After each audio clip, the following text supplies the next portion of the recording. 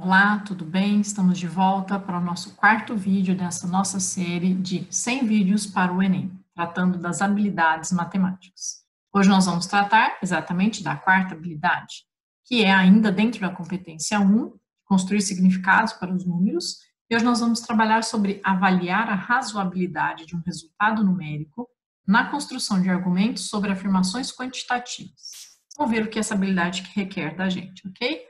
Vamos ao nosso exercício. O colesterol total de uma pessoa é obtido pela soma da taxa do seu colesterol bom com a taxa do seu colesterol ruim. Os exames periódicos realizados num paciente adulto apresentaram taxa normal de colesterol bom, porém taxa de colesterol ruim, também chamado de LDL, de 280 mg por decilitro. O quadro apresenta uma classificação de acordo com as taxas de LDL dos adultos. E aí aqui apresentamos os valores de cada uma das faixas de LDL. O paciente, seguindo as recomendações médicas sobre estilo de vida e alimentação, realizou o exame logo após o primeiro mês e a taxa de LDL reduziu 25%. No mês seguinte, realizou um novo exame e constatou uma redução de mais 20% na taxa de LDL. De acordo com o resultado do segundo exame, a classificação da taxa de LDL do paciente é classificação da taxa. Vamos lá. É importante a gente notar que é um processo acontecendo em etapas. E o raciocínio precisa ser executado em etapas. Se você fizer esse problema resolvendo todo de uma vez, você vai cair numa pegadinha da questão. Vamos lá? Bem, inicialmente o que nós temos? A análise toda é sobre o LDL da pessoa, apesar de inicialmente o texto falar do colesterol total, mas ele apresenta dados e a tabela para ser analisada a partir dos dados LDL, que é o colesterol ruim da pessoa. A pessoa apresenta inicialmente 280 miligramas por decilitro de sangue. Essa taxa de 280 está aqui muito alta, porque está acima de 190 miligramas por decilitro. Então, a pessoa precisa entrar no regime. Qual foi o processo do regime? No primeiro mês, depois de um mês de regime, ela reduziu em 25%. Reduzir em 25% é reduzir 1/4 da quantidade do colesterol. Né? Lembrando que a taxa de 25% é 25 sobre 100, que é a mesma coisa que 1/4. Reduzir em 1/4 é tirar exatamente a quarta parte desses 280. E a quarta parte de 280 é fácil de fazer até de cabeça, né? Que o 280 divide por 4 vai dar 70. Então, reduzindo 70 miligramas, essa taxa de colesterol, depois de um mês, ela vai para 210 miligramas por decilitro, reduzindo, então, os 25% do primeiro mês. Depois de mais um mês, o exame é refeito e aí a pessoa percebe que ela reduziu mais 20% da taxa. Lembrando que 20% é a fração 20 sobre 100, que simplificada é 1/5. Então, reduzir em 20% significa que nós vamos reduzir em 1/5 esta quantidade, que agora é de 210 miligramas por decilitro. Então, depois de mais um mês, ao final do segundo mês, a taxa não é mais 210, ela é 210 reduzida de 1/5. Aqui uma dica, né? Para acharmos o que é 1/5 deste valor, nós temos que dividir este número por 5. E uma dica rápida e prática, interessante de você pensar, para fazer cálculo mental.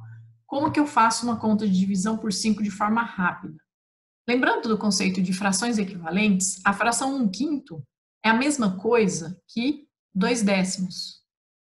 Então, dividir um número por 5, que é achar 1/5, significa a mesma coisa, que é a forma equivalente de cálculo, a fazermos 2/10 deste número. E fazermos 2/10 de um número significa que você vai dobrar o número e depois dividi-lo por 10. Dobrar este número é transformá-lo para 420 e achar 1/10 do número é apenas dividi-lo por 10, que no caso é só tirar um zero desse valor. Então, de 220 dobrado vai para 210 vai para 420, e de 420 dividido por 10 ele passa a ser 42. Então, os 20% aqui, que representam 1/5, na verdade, em quantidade, representam 42 miligramas por decilitro. Lembrando que esse foi o valor reduzido. Então, dos 210 miligramas, se nós tirarmos os 42 que representam os 20% da redução no segundo mês, esse resultado vira 168 miligramas por decilitro, que é o resultado depois dos 2 meses de regime. E a pergunta é, qual é a classificação na taxa dessa pessoa? Com 168, a gente simplesmente vai consultar a tabela, ele está nessa faixa de 160 a 189, ainda está com uma taxa alta, mas já houve uma redução de muito alta para alta. Então, nossa resposta do problema aqui é alternativa D.